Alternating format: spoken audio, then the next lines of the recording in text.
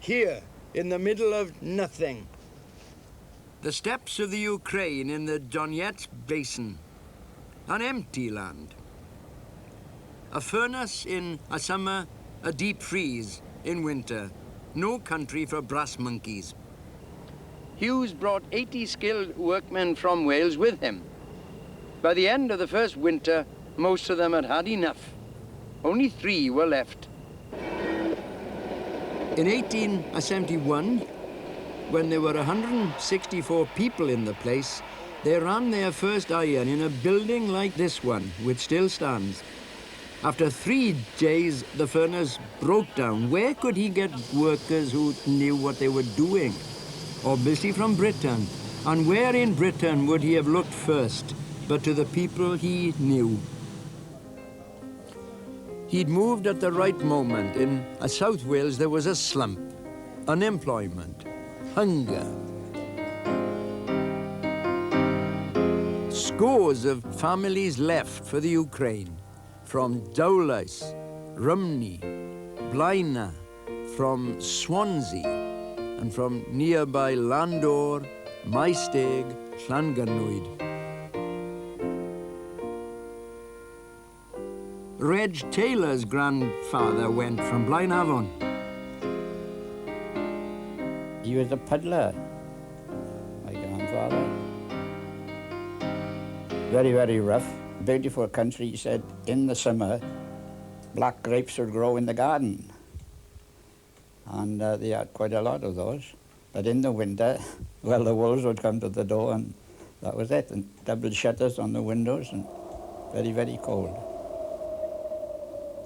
Tom James from Maesteg, together with his brother, got a medal from the Tsar for saving 13 Russians in a pit disaster. And the Welsh were an elite. They lived in the best houses packed with the best English furniture. Like these comfortable houses, specially built for them in the British Imperial Quarter. They were paid several times the wages of Russian steelworkers, let alone the wretchedly poor Russians in the pits. For Russians came, peasants mainly, footloose, illiterate, ignorant, generally jovial, sometimes ferocious. Their favorite pastimes, it seemed to Welshmen like Dave Richards of Dowlais, vodka and religion. They lived hard. Give the native a lump of black bread and a pint of vodka and he's landed. Mind you, they're the boys for their holidays. They take 150 holidays a year. They take their religion seriously, see.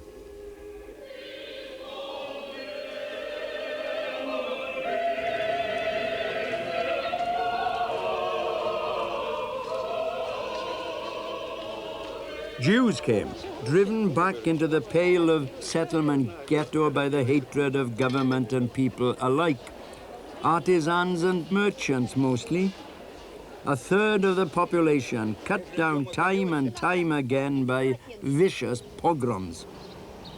The suspicious peasants of the Ukraine detested the place, wouldn't come near it.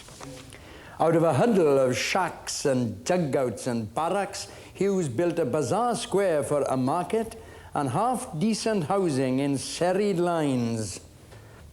He built schools for British and Russians, churches for British and Russians, a hotel for his guests, and a hospital for his victims. And he built up the works, making the crucial transition from iron to steel with relative ease. There are 4 new blast engines and 2 new furnaces being built. The boiler shop is fine, better even than Dowlais. It's a very compact little works. Oh aye, very tidy.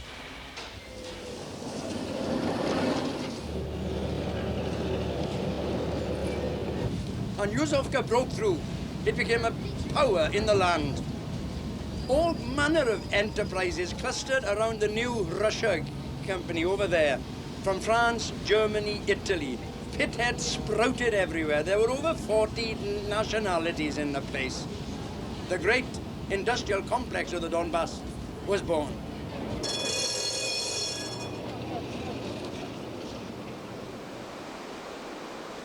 Those are the houses Hughes built for his engineers. They're alive.